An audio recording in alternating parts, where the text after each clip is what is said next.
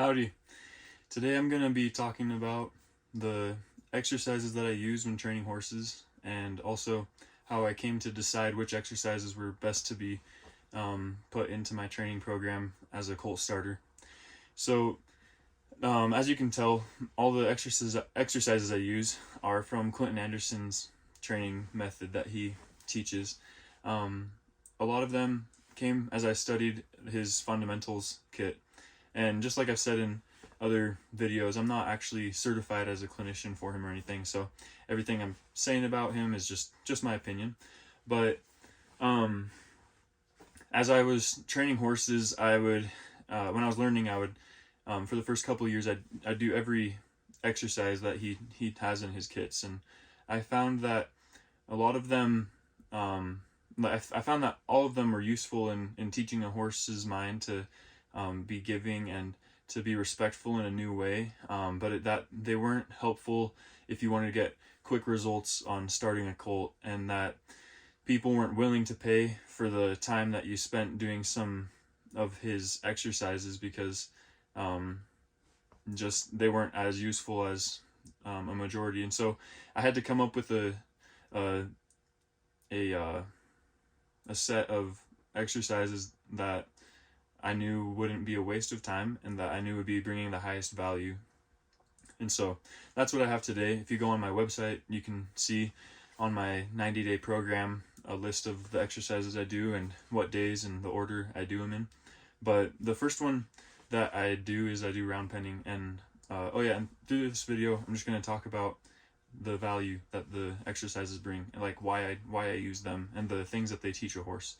And so so the first exercise is round penning, and on round penning, the reason why I use round penning is because the first thing that you have to do when you have a horse is you have to catch it, and so it's really good to be able to master how you get a horse caught and to do it in a healthy way that doesn't cause fear in the horse. And so since the first part of every day is just catching a horse, that's something that's totally necessary. And clients will often think it's weird if you can't catch your horse. And so if you have a hard time catching your horse but it's broke, like it's kind of defeats the purpose of having a broke horse. So that's why round penning is so important and why I keep it in all of my training. The other value that round penning brings is it gets a horse thinking in all of the gaits that it has. So like in the walk, trot, and lope, the horse will be thinking and learning to be giving and responsive in all of those gaits. Where if you avoid a gait in a horse, if you never get the horse in the trot but you always let it walk and lope or anything like that, then the gait that has been neglected will be where you have big blow-ups and problems, and the horse won't be respectful or relaxed in that gait. And so round penning from day one with the horse, I like to show them that no matter what gait they're in, they have to be respectful and learn to be relaxed and giving. And so another another thing that round penning helps with is it's a good deterrent. Like it helps me determine if a horse is being abused by me, because, and this sounds funny, but if I rush through a process and I get a horse to start bucking, or I get a horse so that it just hates being around me, if I go and put it in a round pen with me, or if I'm in the arena and I have it loose, then the horse isn't going to want to follow me. Even if it knows that I'm the dominant leader, the horse won't want to follow me, and it'll often, like, they would turn away. And so round penning, it's a very detailed way that I focus on if I'm taking my expectations and the amount of stress that I'm giving a horse at a healthy pace. If I notice when I get off of my horse at the end of a training session that the horse won't follow me unless I have a rope, if the horse won't just join up with me and stay connected with me and be respectful and submissive, then I can tell that I haven't been training with the right amount of pressure and everything. And luckily that doesn't happen to me, because I've had such a big focus on this since I was 16, that that my horses are always content and always giving and always interested in following me. But if they aren't, then and some horses are really aggressive and have really bad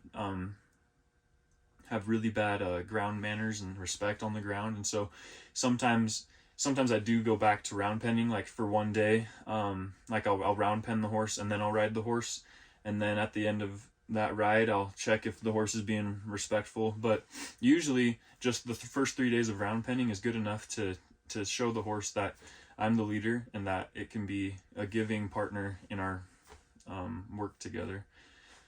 And I'm trying to think if there's any other really big things with round penning.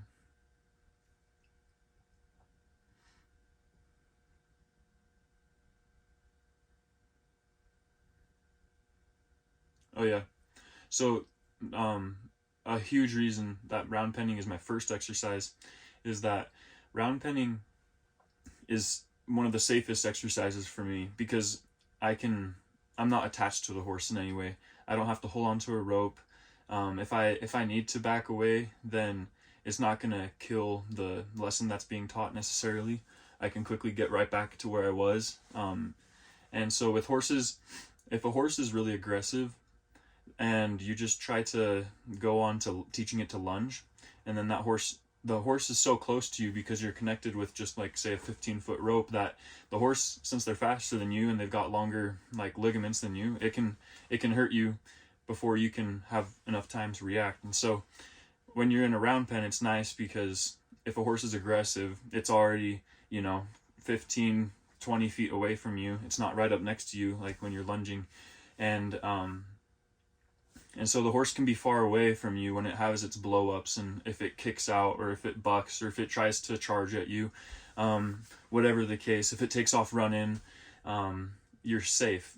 All it'll do is just go in a circle around you. And the cool thing is the horse isn't going to get farther away from you, so the pressure isn't going to get released.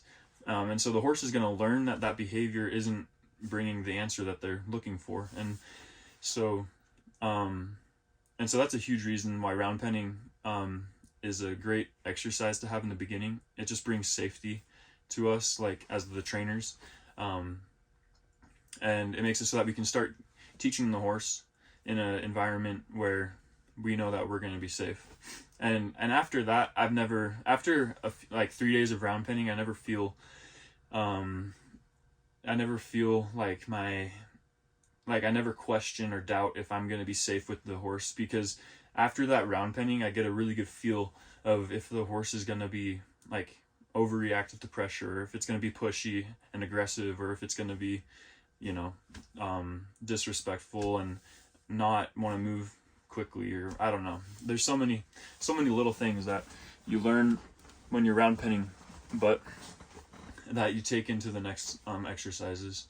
And let me just think if there's anything else about round penning that adds value to the structure of how I train.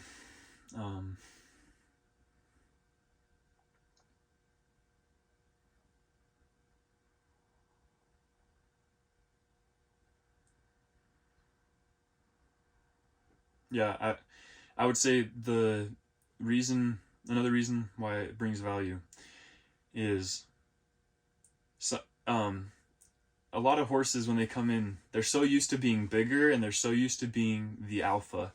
In their head, they don't know what it means to be the one that has to be submissive.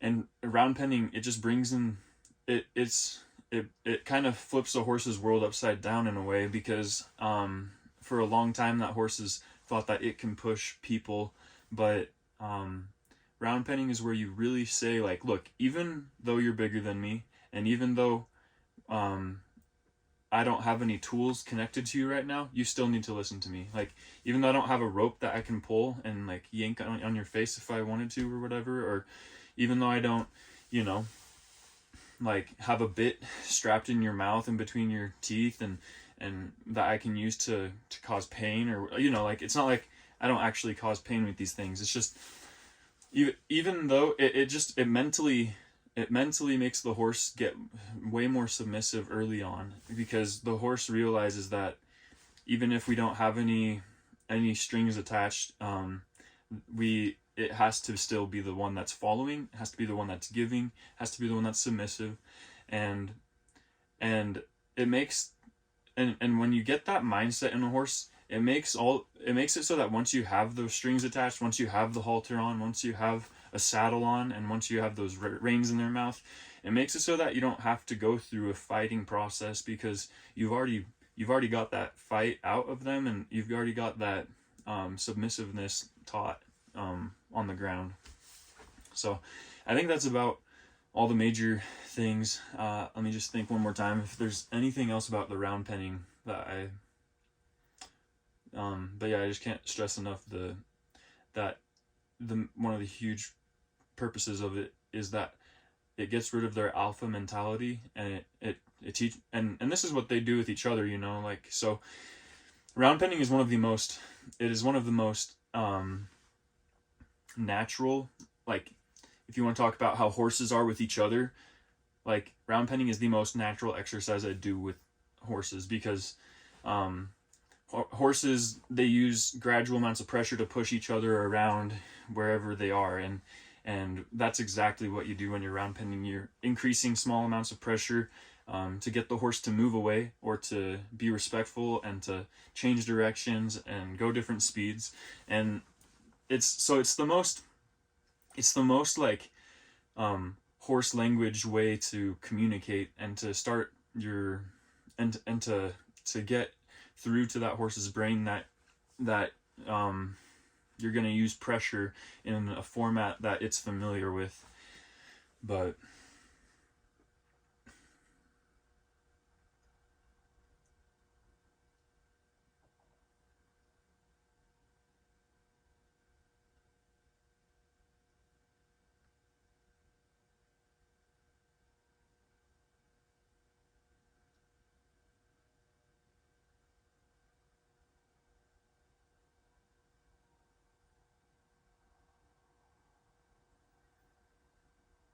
that's about all I can think of, though, for round penning.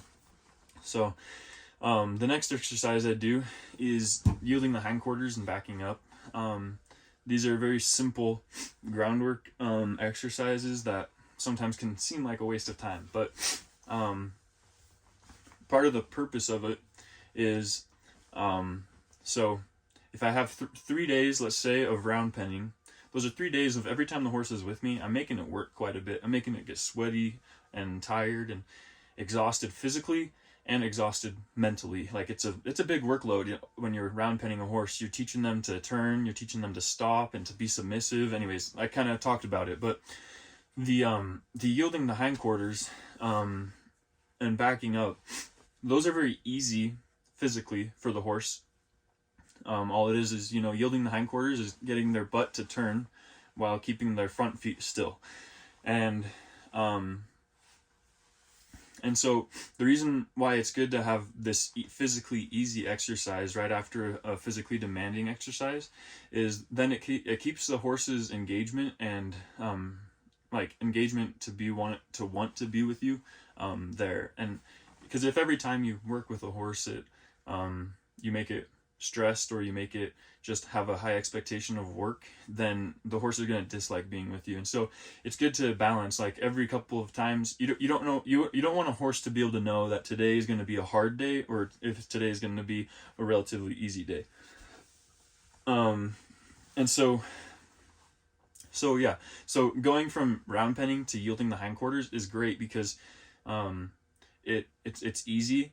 And it reaffirms, so yielding the hindquarters reaffirms that, like, a horse needs to move their butt away from you in order to get the release of pressure.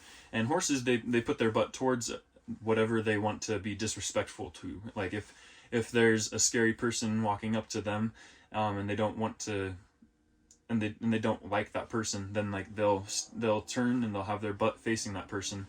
And And so, or if you try to go catch a horse, the first thing a horse does before it runs away from you, or the first thing a horse does before it decides to kick at you, or is it turns away from you. That's what they do when they dislike something or when they're scared of something. And so yielding the hindquarters, it completely shows them that they need to stop that type of thinking. They need to stop thinking that if they turn away, that and start to run, if they react, like this exercise teaches them that reacting isn't the answer. Like you need to think through. You need to just think. You need to look for where the release of pressure is coming from, not immediately just start to turn and run. And so yielding the hindquarters does that, and backing up also. So backing up, the reason why I do it, like I said, it's an easy exercise. So it helps with their desire to keep learning, and it helps them stay motivated and relaxed. But backing up is super, super important because horses,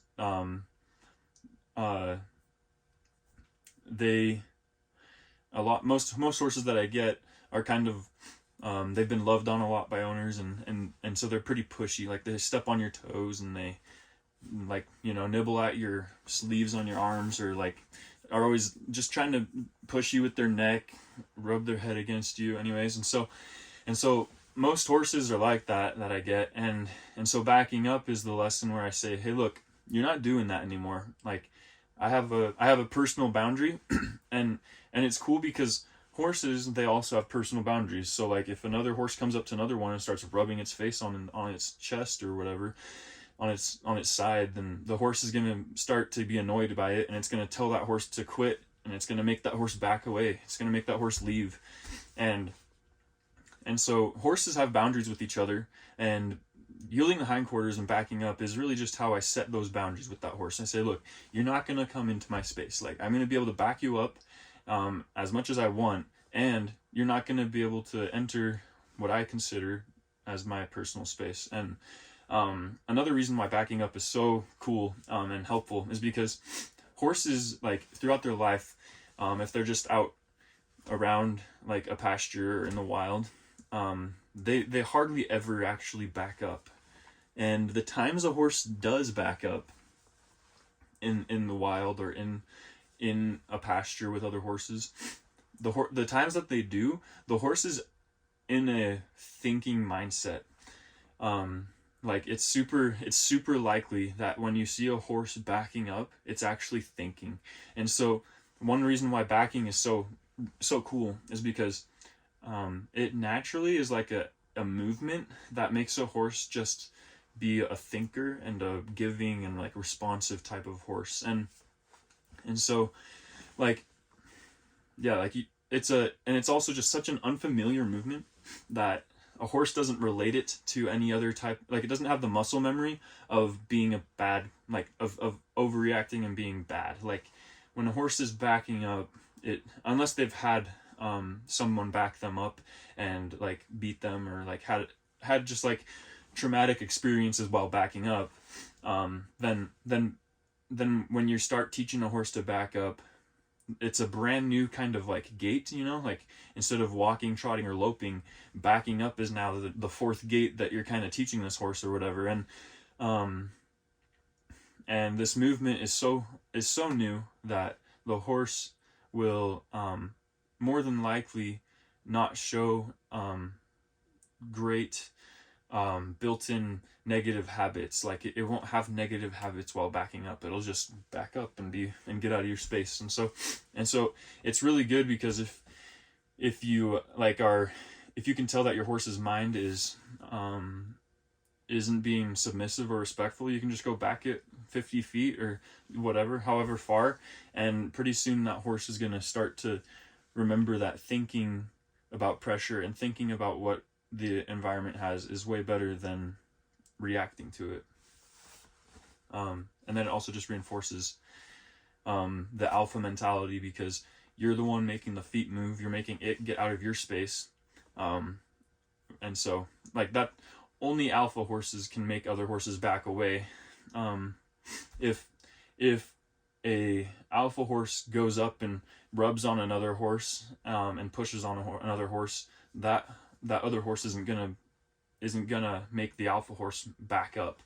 Backing up is only caused from the alpha people and the alpha horses in the relationship, and so that's why it's just a killer. It mentally it reaffirms all of the groundwork that was in round penning, saying that the human is the alpha.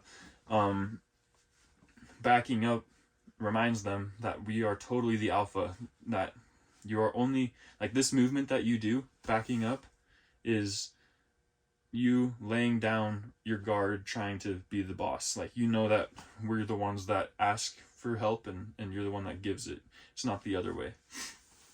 But let me just make sure, let me think if I got everything for yielding the hindquarters and backing up.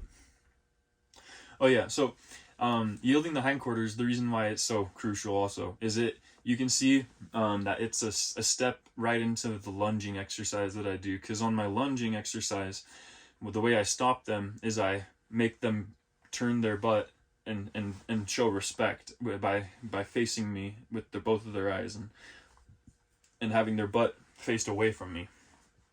So I'm in the most safe position, and also the most respectful position, and so the reason why I yield the hindquarters before I teach them lunging is because I like to have that taught as my stop, and I like them to know that the release of pressure comes if they just move their butt, and it goes so smoothly. Like, I've never had a horse I can't teach the lunge, because they just understand this part so well. It connects really, really easily. But, and then let me think about backing. Oh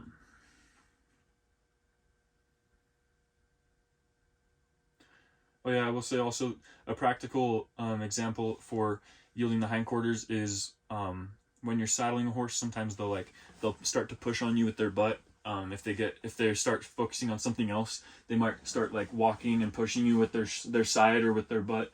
And yielding the hindquarters is the tool that you have to teach them that if they feel pressure, that they need to start not pushing into you, and they need to move the other way. And then also it's practical when loading a horse. Some people have those slant, like the trailer dividers inside of the trailer. There's divider sections, and they have to shut those panels. And sometimes a horse will keep its butt, and like you have to really like try and push against it. But if you've taught it to yield its hindquarters, then you can just easily like tap the horse's butt, and the horse will move into the correct spot, and then you can easily close that panel for the trailer.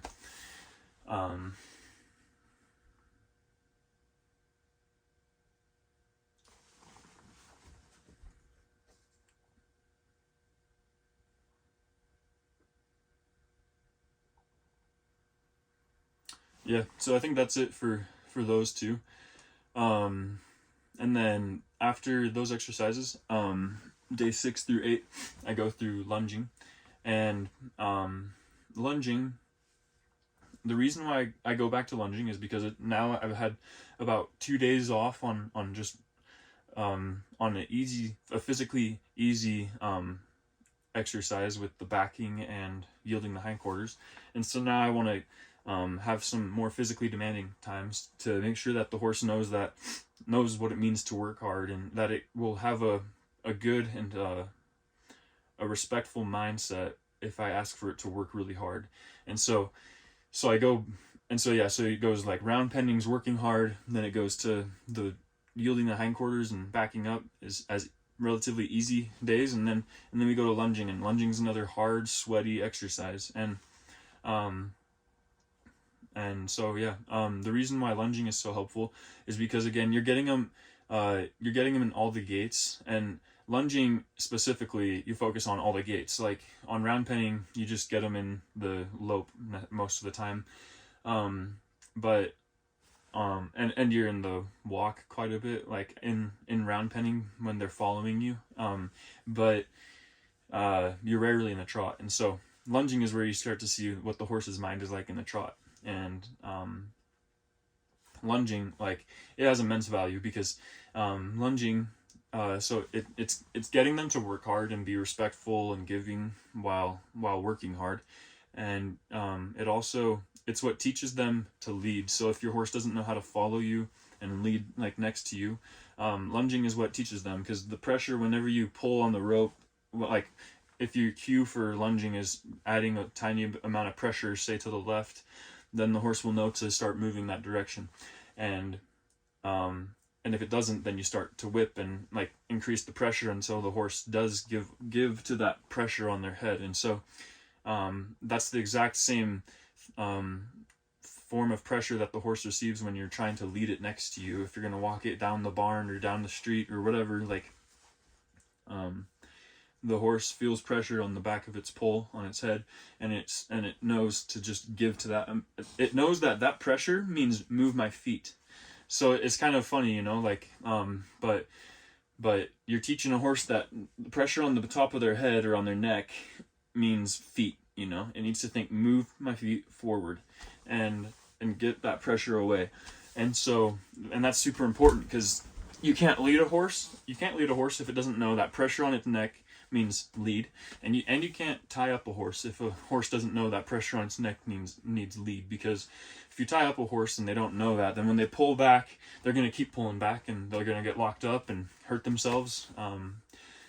And so lunging I do for like 3 days, because I want it to teach those super important lessons. I want the horse to be good for when I tie it up, so that if it pulls back, it knows, oh wait, move my feet forward, don't keep pulling, don't go backwards, move the feet forwards. And then same with like leading it. Whenever I take it somewhere, I don't want it to just like lock up and like not know that that pressure means just keep going. And so yeah, on that same time in those days, I also pick up a horse's feet for the first time. And picking up a horse's feet is like most horses that I get, they're already like relatively good with it. But it's a exercise like picking up a horse's feet and getting them comfortable with something pounding on them. It's something that can only really be taught to a horse if you do it every day. Like farriers, when they come, like when my farrier comes, he loves my horses because my horses are always good with their feet. And that's because I just every single day I pick them up and I tap on them, and I try to make sure that the horse knows that I'm not going to hurt it if I'm holding its foot up, and if I'm, you know, touching it with tools and whatever.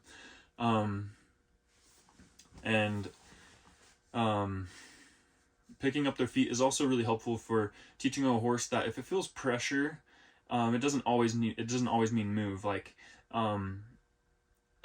if a horse gets its foot stuck in a fence, it might try to like pull it out. But if it's had its feet held a lot, or if it's had hobbles on a lot, then the horse will know that if its foot it feels restrained, that keeping it still is the safe option.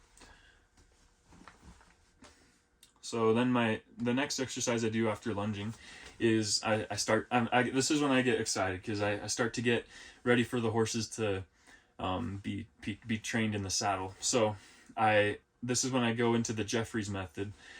And so for like usually it's 3 days, I'll do the Jeffries method, and then I'll also introduce the snaffle bit to the horse. And so the Jeffries method, I think it's pretty clear how it's useful. If you watch my videos, you can see that it works for horses that have been abused. It works for horses that are already relatively relaxed with people.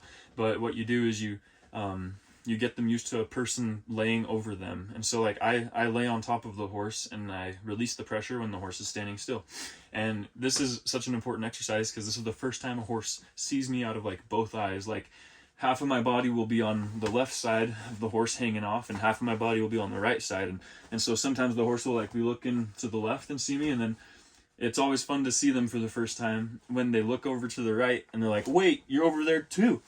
And so this is the first exercise where you're teaching a horse to think on both sides of its brain, and to think with both eyes. And so it's really cool. It gives you another 50% of the horse to be working with, and to motivate, and to teach. And and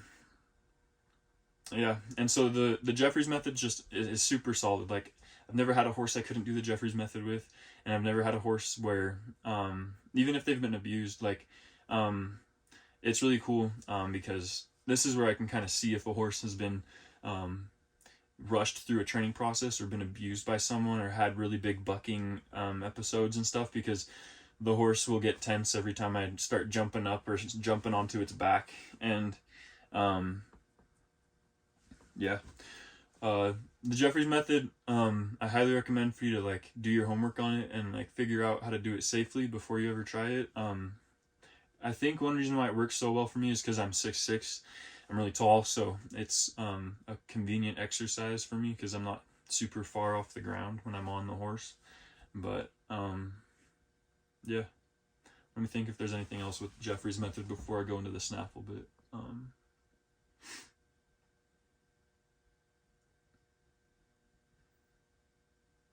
So my first time I ever get on a horse in the saddle, I call it my first stride. Even though I don't go in the walk, trot, or lope, I call it the first stride because it's the first time I put both legs over the horse, and yeah, and I have my feet in the stirrups, and I flex the horse. And so, anyways, on that first ride, I like the horse to just stand there, be relaxed, stand still, and because that way the horse learns that standing still and being relaxed is where the release of pressure is, and everybody likes a horse that just stands still and falls asleep, you know. And so the Jeffries method is where I am investing and guaranteeing to myself that first time I get on, that the horse is gonna be calm and be relaxed with my body weight and with my leg swinging over. So yeah. Now the snaffle bit flexion, this is also just super fun, because when you ride a horse for the first time, like a lot of people, they try to teach a horse to steer, they try to teach a horse go, they try to teach a horse to stop, they try to teach a horse to stay in the gait that they're asking. If the horse is trotting, they want it to stay in the trot, and they'll pull it back anyways, like they try to teach like a handful of things, like more than a handful of things, the first time they ride a horse. And I found that I like to pick one battle. Like I pick one thing that I'm going to teach a horse. When I, like every lesson, I try to pick one thing that I'm going to have as my major focus. And so so snaffle bit flexion, on the ground makes it so that first time I ride the horse, I don't have to teach the horse to give to the rein pressure pulling at its mouth. I can, like, the horse will already have learned to give and to turn its head, and that makes it so that I can focus on my lesson when I get on it for the first time, which is just to stand still and relax. Yeah, snaffle bit flexion. This also helps with horses that are just stiff, like. And the cool thing is horses naturally are super, super light with the bit. And so if you have a good colt starter, like horses will just, they'll be super light with the bit. They do tend, like when they feel pressure, they do tend to, their first reaction is to resist the pressure. It's to pull against it. But, even though that's their first reaction, they don't have a reaction of trying to pull all the time. Once they've learned the concept of like that, like a little pressure means smooth, like they want the path of least resistance. And so this is where I'm investing in having really light horses. You know, my horses are always really light and collect well with the reins, because I just take the time on this time in these 3 days to get them soft with the snaffle bit. And there's like 2 notes I have with these 2 exercises. So the interesting thing is, so for example, if you want a horse to be comfortable with like a saddle pad being thrown on it, and the horse is spooky, what you do is you keep just throwing that saddle pad up until the horse decides to stop moving, and then once you know the horse is committed to that decision, then you can stop and you release the pressure, and then you go back and you start throwing it again. And if the horse, like, so you just keep approaching, retreat, and you just keep going back and forth. If the horse doesn't like the saddle pad, you just do it more, you know, and that's like basically how it's done. But the funny thing with like the Jeffries method and with the snaffle bit flexion is you can actually overdo it to a point where, and you can overdo any any exercise, even the pad throwing on. Horses are smart enough to figure out that you're actually not able to make them do anything.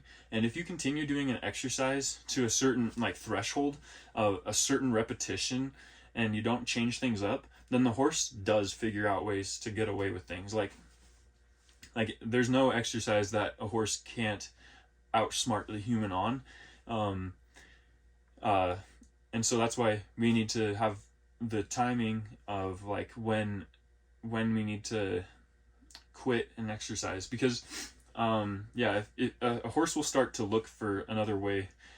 Like if you just keep making a horse run around and around in circles, and it's being nice and it's being respectful and giving, like if you just do that for the whole day, then pretty soon the horse is going to start to think maybe running at the trainer, that's starting to feel pretty tempting. Like maybe kicking at the trainer is starting to get pretty tempting, and then pretty soon they're going to find ways to get to quit the training that aren't what you want. And so what I'm getting at is the Jeffries method and the snaffle bit flexion. Horses have really easy control over these two. Jeffries method, you're laying on top of the horse, and you're hoping that the horse doesn't just like get bored of you laying on it, because if it does, then it'll walk off and it'll actually learn to just walk around and be like not paying attention while you're on it. And you don't want a horse to be not paying attention to you. And so the interesting thing is, like, if you do this exercise 3 times, then the horse will usually still be like engaged and focused and it won't just like ignore you. It won't just start to walk around. But if you do this exercise 4 times, 5 times, any times past that, you're going to find that the horse just starts to get bored with you, and it knows that you can't just stop it from like laying down, and you can't just stop it from like walking off. And so these exercises, so Jeffries method, you only want to do like a maximum. There are some exercises, the more you do them, the worse it'll get. And this is one of those. That Jeffries method, you just want to do it like 3 days. You want to do it until you can tell that the horse is just about bored of it. Well, you don't want that, but you definitely want to be paying attention to it. If the horse is getting bored of you, then you need to move on.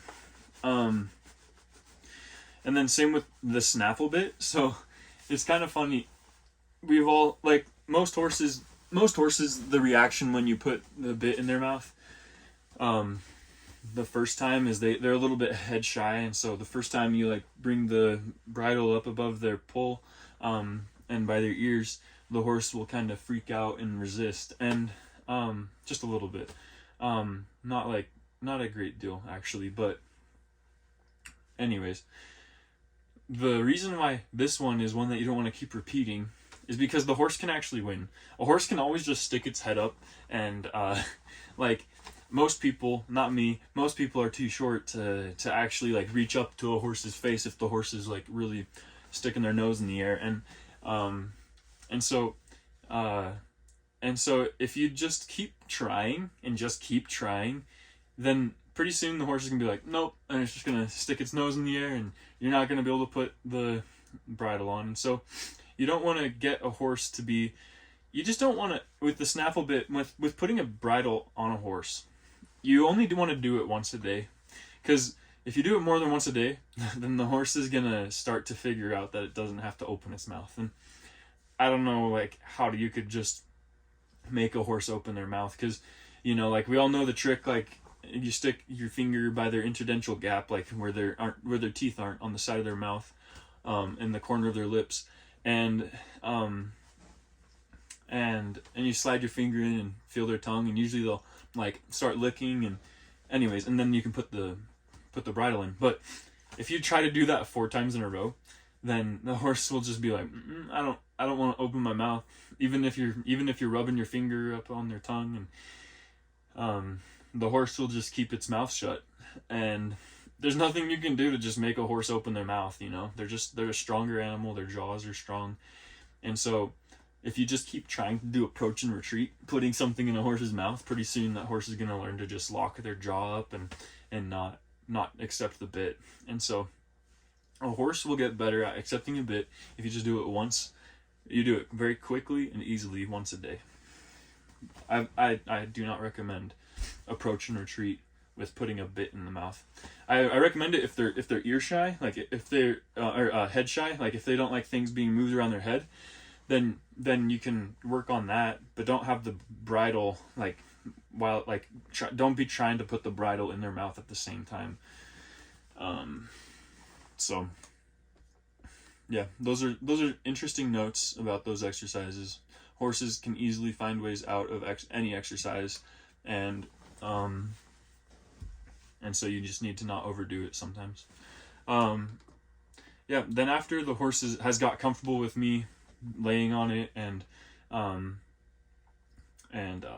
the snaffle bit flexion, again, those are 3 days of not physically stressful exercises, and so then I'm ready to have 3 days of more physically stressful or physically demanding, not stressful, but like, yeah, exercises. And so you can see this pattern. I go from easy to demanding, easy to demanding, easy to demanding. And so then that makes a horse enjoy the process. That makes a horse not resent being with me every day.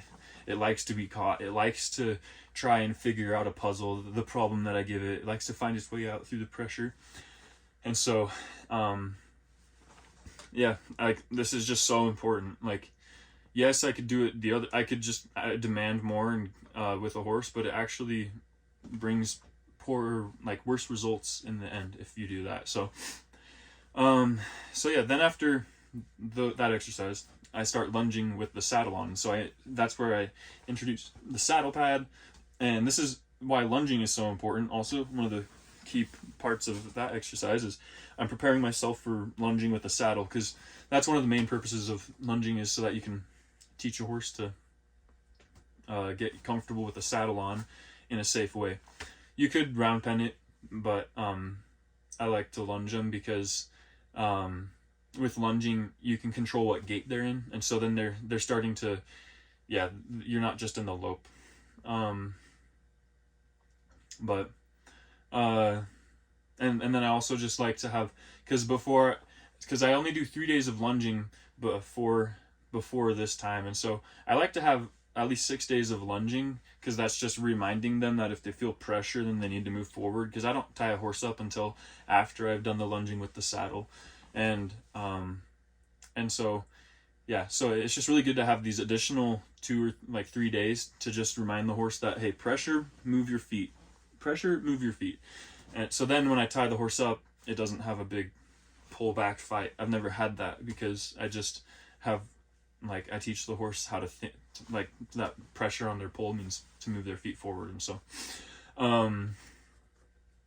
yeah, so lunging with the saddle, I mean, I think this one's kind of obvious why you need it, and this is where the first time the horse really has a cinch strapped to them with the saddle on them, and so this is just a crucial exercise, because some people, they try to get a horse comfortable to the feeling of a cinch the very first time they ride them too. Like they'll saddle the horse for the first time, and then they swing up on them, and the horse gets to going. And I think that it's easier if you try to just have one thing taught. And the one thing I'm teaching with lunging with the saddle is that the cinch is not going to kill you, and the cinch and the saddle aren't they don't mean anything other than just fall asleep and relax. They don't mean anything. And so when you lunge them with the saddle, you're getting them comfortable to that, so that way when you ride them for the first time, you don't have to also teach them that the cinch is a good thing. They won't be thinking that the cinch is going to kill them. And you want to do a lot of days. Like, these days are heavy work days. Like, I primarily stay in the trot and lope when I'm lunging them with the saddle, because it's in those gaits that you see the most resistance with a horse when you're riding them, if you have them saddled. And so yeah, I think, oh yeah, another big thing on this exercise, I keep the reins in the horse's mouth. If you watch my videos, you'd see that the horses are usually bridled, and that's because these 3 additional days, if I keep the bridle in the horse's mouth, then the horse starts to stop being so playful with the bit. And so then the first time I get on it, the horse isn't chomping at the bit the whole time. It's just it's just focused on what I'm currently working on instead of like playing around with the bit in their mouth. And it's pretty cool. It only takes about 6 days of having a bit in a horse's mouth for them to just learn to just like feel like it's a normal part of the equipment or whatever. But then I move on after I've saddled it.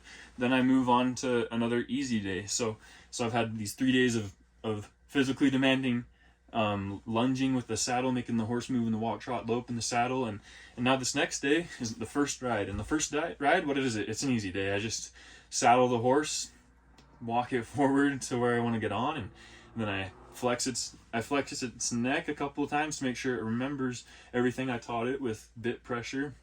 Because that's your emergency stop. That's why teaching them to flex is so important before you get on them, because that's how you can pull one to a stop if you need to be safe and get off or whatever. And so anyways, so I make sure that they know the stop, and then after I know the stop, I just hop up on them, and similar to the Jeffries method, I just kind of like jump and swing over my body and make sure they see me out of the other eye on the other side, and then after that I can just get on. And the first ride, the goal is for the horse to just be relaxed.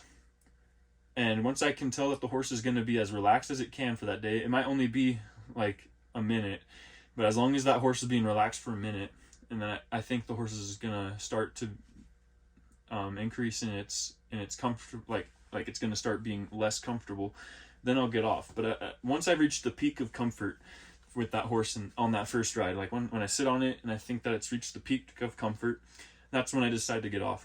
And that the first ride, is so cool because on my second ride, all my horses learn to stop. Like they learn just to stop from the seat pressure. They just boom, like a sliding stop. Like you don't even have to use the reins to stop the horse. And that's because this first day I spend enough like time standing still with the horse that the horse learns that standing still is where it wants to be. Like it doesn't want to have to be in the trot or the lope. And so as soon as you give it a cue that means stand still and relax, the horse loves it. And this is also why I like to say, so on the first ride, I never have the horse buck. Like I've never had a horse buck on the first ride. And that's because horses don't actually naturally buck from someone sitting on them. They buck from the cinch, and a horse actually naturally just wants to stand still. Like they're lazy. Like if you've taught a horse right, then they'll be lazy when you get on them. People think that horses, when you get on them, that they're going to be this prey animal that is super reactive, but really, like, you shouldn't be expecting that from horses because you can do it in a much better way, in a way that is actually more natural for them, which is this comfortable and more patient approach, which allows them to just relax the first time you get on them. Yeah. And then after that day, the very next exercise I do is one range stops and cruising lessons. So the second ride, and these are all Clinton Anderson's like titles of the exercises that he does. Which again, I'm not like certified as any kind of trainer or anything for his company, the Down Under Horsemanship Company or anything. But the one range stops and cruising lesson, like if you watch his content, what it's teaching the horse that you're in charge of its feet. You get to say when it's going and when it's stopping, and this is super important. This is what people feel safe on with a horse, if they can always bring the horse to a stop, and if they ask for a walk, if it always stays in the walk and it doesn't get hot and go into the trot or the lope. And so that's the purpose of that exercise. In this exercise, this second ride, the first time I'm in the walk, trot, and lope, I don't steer the horse at all. I just focus on my gas. I just focus on if the horse is going to go when I push on the gas pedal, if it's going to stop when I push the brake, and I don't work on the steering at all. And then the next couple of rides, I focus on the steering. I do Clinton Anderson's exercise called follow the fence and diagonals. And this is when you teach a horse to follow its head, follow the fence. It's super important for trails. This is the most important one for trail riding. Once I have this one, I'm like, okay, I don't need to teach the horse to steer. I can go on a trail now, because if you teach a horse to follow its head, then it's going to be really easy to just go straight and just go on a trail. If you point it through a pasture, it'll just go through the pasture. And so his follow the fence exercise is just awesome for that. And then diagonals is where you actually start teaching him to steer. And you really don't need a ton of this, like, to get on the trail. And so I usually do about 12 rides in the arena, teaching these exercises, and then I go, like ride 13 is usually on the trail. And I typically do trail rides for like a month straight. For like 30 rides, I'll do like trail rides, and then after that, the last month I'll focus more on getting them back to being soft and supple, and like work on neck reining and backing up, and just being in all the gaits and working hard in all the gaits. But yeah, so that's why I use all the exercises that I do. They all bring extreme value to my program, and I've never found a better way to get a horse trained. And if yeah, and it's just fantastic, like the results. Like, I'm able to get on the trails quickly. My horses are always thinking through problems. My owners are able to get on the horse after those 90 days. The owners often get on after 60 days, and the horse is good, behaved, relaxed, enjoying everything. My program allows the horse to be relaxed the whole time, so the owners are always feeling safe. Like, they always know the horse knows to stop if they want it to stop. And so it's just a really cool program. I'm totally open on talking about any of the parts of it, trying to explain anything that might be misunderstood. I think Clinton Anderson does the best job at that, so like I highly recommend his fundamentals training kit. But yeah, it's definitely worth the money. But yeah, so that's everything. I hope you guys have a good day, and we'll see you around.